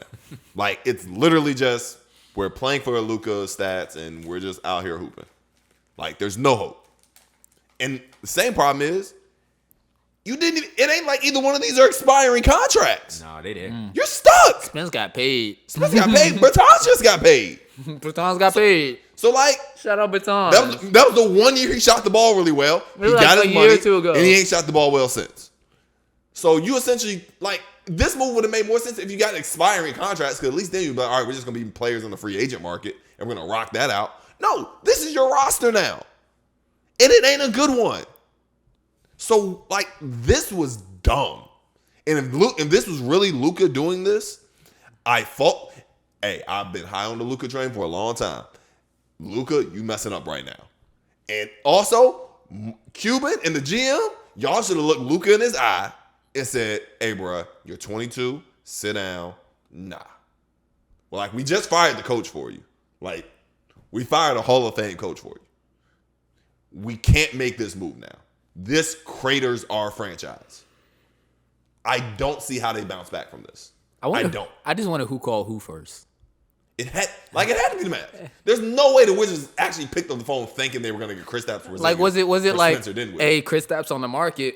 We got Spencer Dinwiddie and Davis Bertans deal. Like, well, I don't know how that conversation got struck up, but. Like, shoot, at least call them Houston for Christian Wood. I'm not gonna kill the Mavericks too much just because I just want to big up the Wizards for something for once. I mean, I think I don't know what the Wizards' plans are still. I still don't know. And I think that's what. No. I thought you were about to say something like I thought you were about to have a Brian moment and be all definitive or something. But I still don't know what their plan is with Kristaps because you got Brad Beal. Right. This team still doesn't scream 5 seed, 4 seed. I still don't get that from them at all. Still seems very much an inconsistent roster. So I really don't know what to think of this. I am still saying free Brad Beal after this move. No matter how much of a fleece this is of Dallas. Like, I just don't. I'm not sold on it. I'm not sold, and I'm not sold on him. Like, I'm sorry, like he ain't him no more. So It's cool. Like until I see what I saw back in New York. I mean, on a consistent basis, and not sitting out 4 or 5 games with Knicks and Bruises, all that in the third. I don't care. But I think for the Wizards, this is the easy trade up. That's why I like it. No, like It's an easy trade up. I hope so because this could very well be a thing. Granted, go ahead.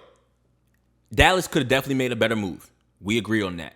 But the Wizards picking up Kristaps Porzingis, and all it takes is one injury, or really a couple injuries and some slumps, and they stuck.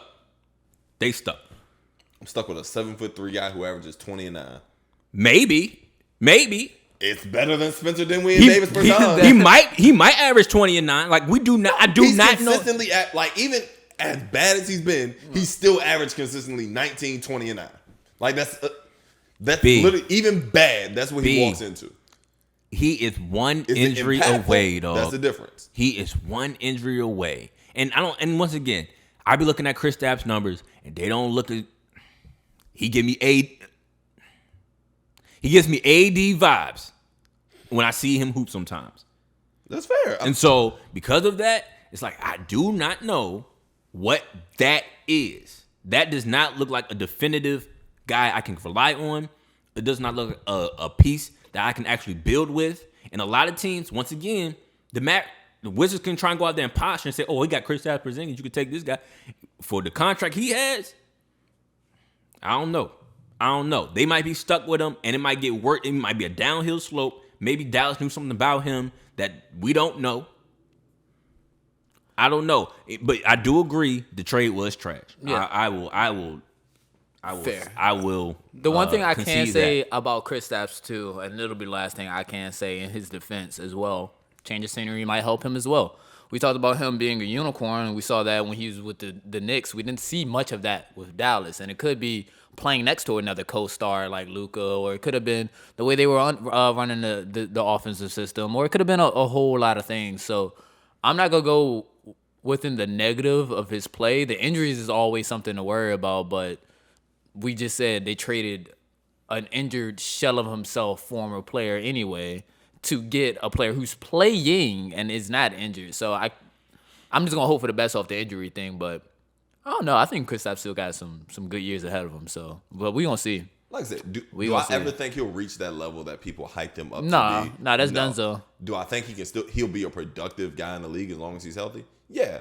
And to your point, and this is what I'm saying, like even if they get stuck with Kristaps or whatever, like at the end of the day, they essentially traded 2 injury-prone players, Spencer Dinwiddie and Kristaps Porzingis, for each other. But who are we saying got fleeced? Fair, yeah. Like that's like Kristaps is always going to be an asset as long as his knees and his body hold up somewhat.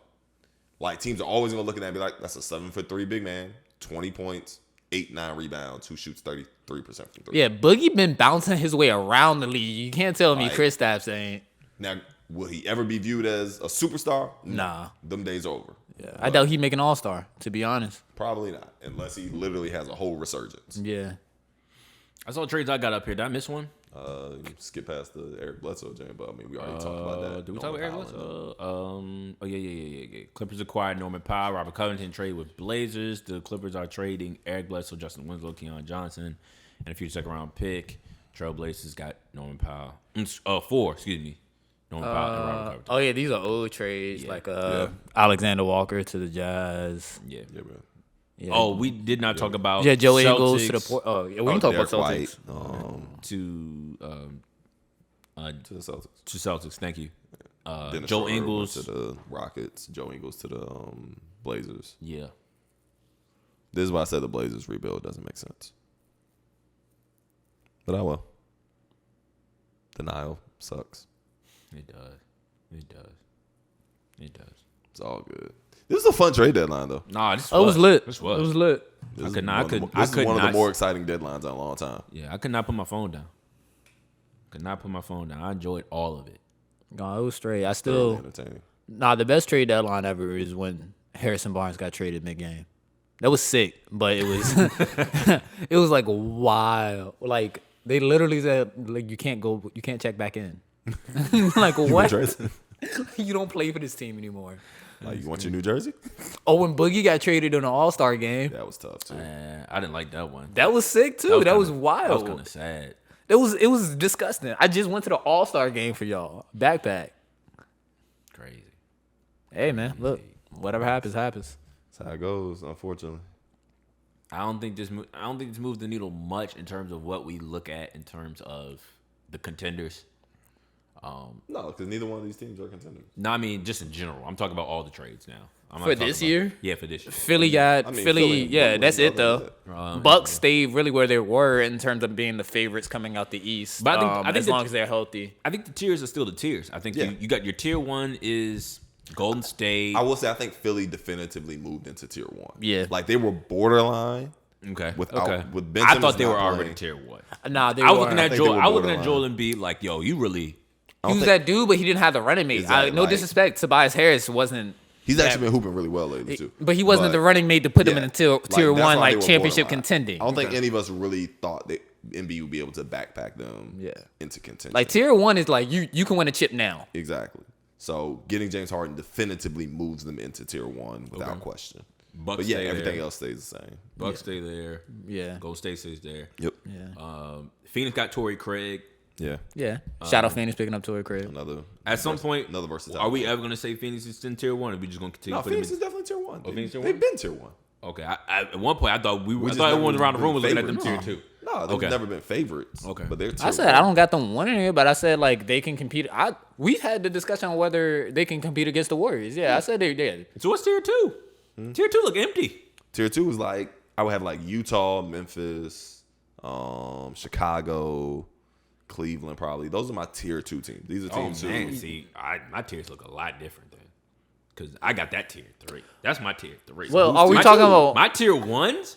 My tier 1 was Golden State, Brooklyn, Milwaukee, Philly. Okay.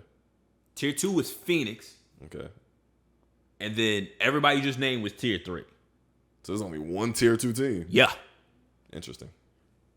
Yeah. That's what mine looked like. Interesting. Like I think my tier 1 would be Phoenix, Golden State, Milwaukee, Brooklyn, now Philly. My tier 2 was Utah, Memphis, Miami, Cleveland, Chicago. Oh, my bad. Miami's tier 2. Yeah, mine looks like bees. Like, and that's kind of my tier 3. I'll be honest, I don't care about tier 3. I'll be honest. Because I don't look at Chicago as Chicago's a good team, but I don't. I have to start putting don't more. know. I have to start putting more respect on Chicago's name, due to the simple fact of they are surviving through so many injuries. That's true. So many. That's true. Like if they get healthy Injuries, at playoff COVID time, injuries. like they're gonna be a team. I still say like even now they still match up fairly well with Brooklyn because they have the bodies to just throw at them.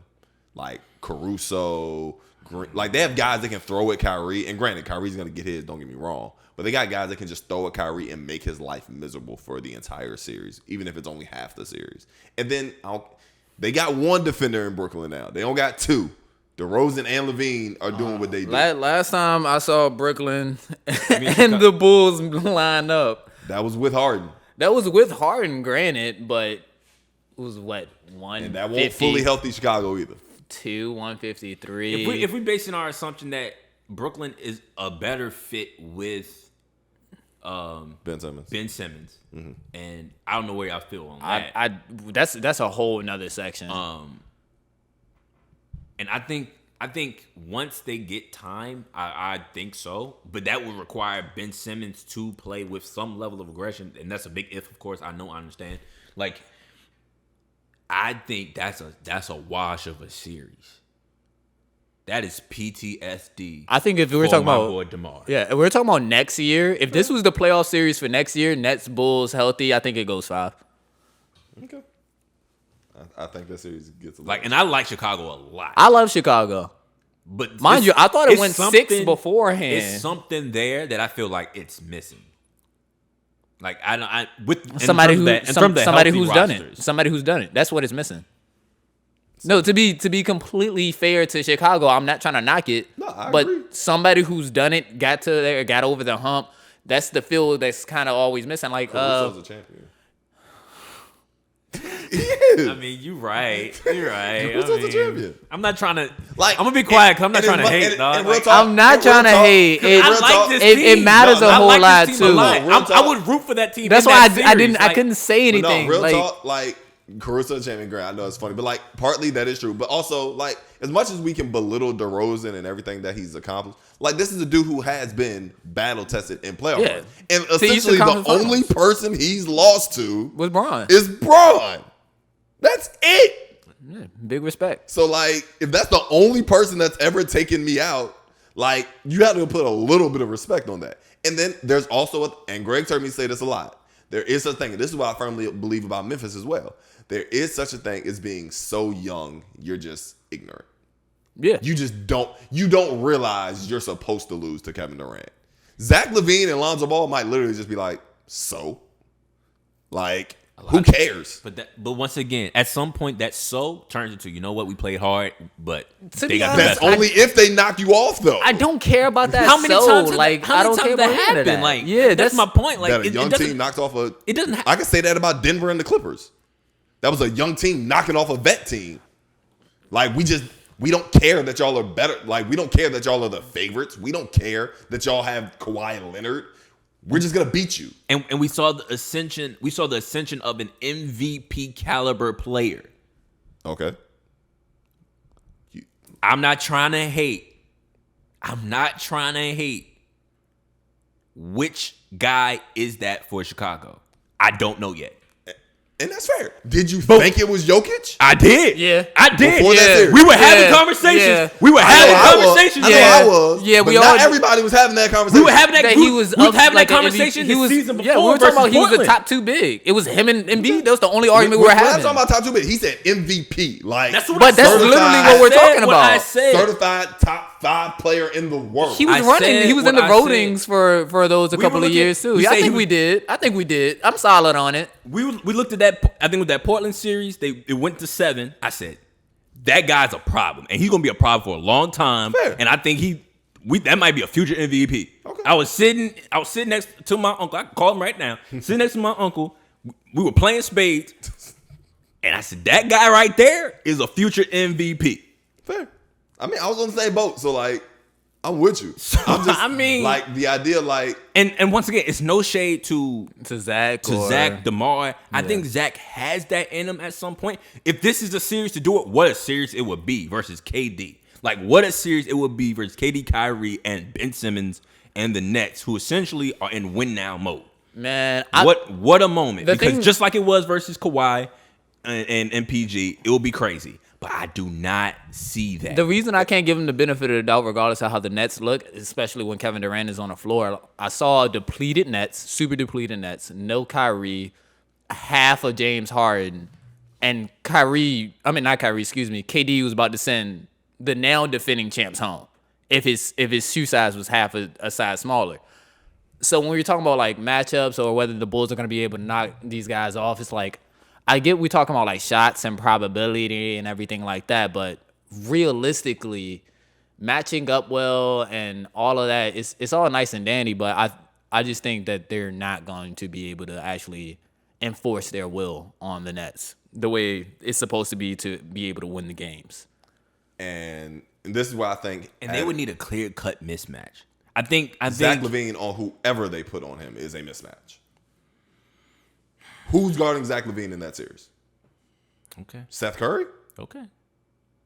But that's a all right. I'm legitimately asking the question. Who's guarding Zach LaVine for Brooklyn? Is it Ben Simmons? I iterated this for so long all the time that like I don't care about the defensive aspect when it comes to the Nets. And I get it. You can say that all you want. And once again, this is not me saying Chicago is definitely beating Brooklyn. This is me simply saying I think it could easily become a series where you look up and it's like, oh snap, it's game 6 and these mugs are going shot for shot with you. And granted, in a shootout, my money's on KD. Don't get me wrong. Yeah, but the Bulls are that talented enough where they could produce something like that. Like, I could easily see going into the fourth quarter. It's like, yo, Zach LaVine got 32, DeMar got 25, KD got 36, and Kyrie got 28. Like, it's just a shootout. Whoever got the ball last is going to win. Period. Because you can sit here and say you don't care about the defense all you want to. Somebody got to guard Zach LaVine and DeMar DeRozan. And there's only one Ben Simmons. All right. And I got people I can throw at Kyrie. So? You can say so all you want to. But I mean, you can't just sit here and say on one end, who do the Nets have to blah, blah, blah? Like, there is nobody in the world you really have to throw at Kyrie Irving. No, there's people you can throw. I can make Kyrie's job a lot hard. My point is, Brooklyn has nobody that can even make Zach LaVine's job tough. So he's just going to average 37 that series? It wouldn't shock me. Giannis averaged 36 on him. And we're talking about Giannis. But once again, that goes back to the weaknesses and we're talking that about you have. We're talking about Giannis doing it against a more depleted Nets team, and then that Nets team this still year, pushed it still to gonna get 7, and 35. that was my point exactly. But even before that, even when the Nets were winning, Giannis was getting whatever he wanted. But my whole point is, like, still in that series, when I saw the Nets click on how they were supposed to do it, it was no contest. And then when they were hurt still, look at how still even it was with just KD on the court. I attribute that more to bad coaching than anything. All right, bro. All right. Because I can't have those discussions where it's just like, well, it's like this on this side, but on this side it's that side. But it's whatever. It's whatever. It was bad coaching, nah, you got it. I think because y'all talking in circles at this point. No, I'm not talking in circles. I mean, in terms of it, I hear both of y'all. I think Tamon's saying, look, a healthy KD, healthy Kyrie, you put them on the floor. We can go shot for shot if we want to. I know the guys are going to hit more shots. We're talking about some of the two of the most efficient half-court scorers in the league. And on the Chicago side, and this is where I agree with Tamon, on the Chicago side, you're saying, well, you got Zach LaVine. He goes shot for shot too. No one's guarding him on that end because they don't have enough defenders. That's one guy going shot for shot. And then you got to hope that other guys come along for the ride too, like DeMar DeRozan. And you can tell, and I understand, like DeMar DeRozan having one of those seasons. He looks like an MVP caliber kind of player. Definitely is having an MVP caliber season. But at the same time, I'm looking at it like, yeah, he lost to LeBron, but that is a LeBron-esque figure in Kevin Durant in front of him. And you can say whatever you want to say. That's a PTSD moment waiting to happen. That's a PTSD moment waiting to happen. Like, but we can end it on that. Go ahead. No, I don't think Kevin Durant inspires as much fear as LeBron James. I'm just gonna go that far, and I'm gonna leave it there. But we're gonna find out this year. That's where I'm at. We found out this year. We found out last year. Giannis called him the best player in the world. That's great. In the world in a series going against him after you just win. You're hating. I'm not hating. You're hating. Nah, you're hating. You're hating. Like I said, I've sat here and said KD belongs in that conversation. But if you're asking me who we're gonna find out this year is hating, B. Like, I don't think Giannis fears KD. Giannis has always been a humble guy. He props up everybody. I never said Giannis fears KD. And but that's all I said. If you're gonna inspire the most fear in like the sport, wouldn't you think is the best player in the sport? Not always. You got it.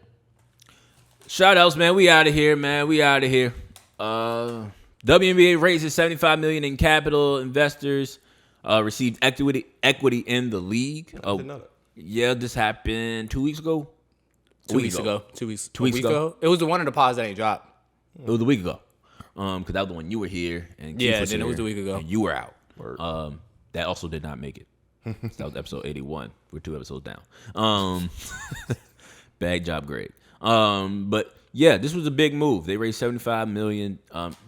A lot of the investors came from owners that were already in the league, NBA wise. I think the Heat owners. I think Cuban was a part of this as well.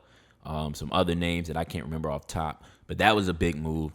I'm really excited to see how they turn this into profit and turn this into a better situation for the WNBA in terms of recognition, value of the league, all that in the third, marketability. Definitely want to see how they do that. Yeah. Any thoughts on that? We said a lot about it last week. I'm just happy to see it happen, to be honest. Still going to need more. Always going to need to support the WNBA and all women's leagues, honestly. But I'm really excited that money is just flowing through into the league. I know we had a little bit bigger segment last time, but just in terms of, like, feels. Yeah. It's a great start. Yeah, it's not the end. Great start. Yeah, this is a good place to start. Good infusion. Like I said, I think the league in terms of WNBA, definitely needs to lean into streaming. Definitely leans into different avenues to watch the sport, outside of just ESPN and trying to fit them into the gaps of the NBA, the NFL, and the MLB. When I can't remember how the schedule falls, but definitely the NBA and the NFL and college. You got to figure out a way to kind of like separate them as best as they can, so they can get on a platform that's really just theirs. But yeah, that's my hope. That's my hope. They get a TV deal, that'll be good. But stop putting them on the off nights. Something. I just want to be able to just turn on the TV and be like, oh, they got a WNBA game on. Right. And yeah, you gotta find a way to work through that. Anything to that, B? I'm not gonna say too much. I haven't done a lot of research on it. Like I said, it's my first time hearing about this, so I'm not really gonna comment too much. But it definitely would be nice to see them get more coverage. Like, I don't care what nobody says, WNBA is really good basketball. Like, period. So anytime they can get more shine, I'm all for it. Yeah. I would definitely love to see more WNBA influences on the game. Did y'all see there was this high school girl? I saw a clip. With I the think thing out. it was a poster. Yeah. It was a poster. It was nice. She took off. I was like, ooh. I'm gonna send it to you. She took off. I thought it was I saw a girl with the 2-hand dunk, and I was like, ooh. Nah. That was tough. Because, for 2 hands, you got to get a little bit higher. Yeah, punching it 1-1. I think it was off a steal. She got it. She jumped up. break. She jumped the passing lanes. Left leg, The right kid- hand. Boom. And the crowd erupted. On some girl with head top. On some girl Yeah. head. On the The ponytail. crowd went Ooh. nuts. I don't even know if they were at home or not. But it don't matter. She cried in the car. I don't care what game I'm at. If a girl catch a poster, I'm going wild. Yeah. I don't care if it's on my sister's head, my cousin's head. Like, It is what it is. I couldn't you go gotta wild eat if that. it's on fam head. No, I you got to. gotta leave and go wild. No lie. Y'all can't go wild on if your fam get punched on like that. Nah, man. Nah, that's. You gotta go wild in the parking lot. Shout out to the Clorox Rising Stars rosters. This was something else that we hit on, but we got to bring it back for y'all. So, Brian, you were right about the 4-team situation, tournament style. It's a race to 75. First 2 games played will be the 50, and then the championship game after the winners of the 2 games will play the 25. So we got Team Barry, that goes Cade, Dyson Daniels from G League Ignite, Evan Mobley, Isaac Okoro, Alperen Sengun, Jayshawn Tate, and Franz Wagner. Team Isaiah has Precious Achua, Desmond Bain, Sadiq Bey, Anthony Edwards, Ty Haliburton, Jaden Hardy, and Isaiah Stewart. Team Peyton has LaMelo Ball, Scotty Barnes, Ayo Desonmu, if I pronounced that right. If I didn't, forgive me. Chris Duarte, Scoot Henderson, Jaden McDaniels, and Davian Mitchell. And Team Worthy has Cole Anthony, Marjon Beauchamp, Josh Giddey, Jalen Green. My bad. Had a burp. Herbert Jones, Tyrese Maxey, and Jalen Suggs. And we talked about this a little bit too, B. I don't know who's winning this, but I do not like the fact. I do not like the fact that there's certain matchups I will not get to see. Because I definitely want to see Anthony Edwards go up against some guys he maybe won't get a chance to play against, and I don't know who's playing who first. So, yeah. But I think that's the only thing I don't like about this. I feel you. Yeah, my money's on Team Peyton. Yeah, I think that we had came to the conclusion that they probably had the best chance. Like LaMelo, Scotty, Ayo, Chris Duarte, Davian Mitchell, like even Jaden McDaniels and Scoot Henderson. Like, that's a tough roster. Mm-hmm. I definitely want to see the G League Ignite boys get off. Mm-hmm. I would love to see that. That's going to be fun. I'm always rooting for that. Mm-hmm. And then we announced the rest of the All-Star Game reserves. Shout-outs to everyone, the reserves. Devin Booker on the West, Chris Paul, Luka Doncic, Donovan Mitchell, Rudy Gobert, Karl Anthony Towns, Draymond Green, who will not play, was replaced by... Who was replaced Anthony by? Davis. Anthony... No. Was it Anthony Davis? I don't think it was Anthony Davis. It better not have been Anthony Davis. I know we were discussing. I think it was a guard, DeJounte Murray. Yeah, it was Murray. Yeah. Thank you. Oh, who I was remember at the very beginning of the year we were having discussions about player awards. Yeah. And who did I say that I would give most improved player to? Hopefully this year. Yeah, Murray, and he's having a good season. I mean, the Spurs. Yeah, but he's having a good season. He's having a great season. Just to say that he's having a great season, I just want to shout him out. No, big ups to him, and we're glad he's getting to do this because he came back from that injury, the ACL injury. It was ACL, I believe, or was it Achilles? Can't remember. Doesn't matter. He was out for a significant amount of time. If to see him bounce back and to ascend, in terms of who he is as a player and the level of production he's putting up for the Spurs, welcome sight. So we love to see that. Eastern Conference, Jimmy Butler, Darius Garland, James Harden, Zach LaVine, Chris Middleton, Jason Tatum, Fred VanVleet were all named. And then, of course, the replacement for Kevin Durant as Jason Tatum moves to the starting lineup was LaMelo Ball. So that's that. Shout out to all of them. This is going to be a fun one. That draft was the fun one. That was the kicker right there. Yeah. That was funny. The draft was hilarious though.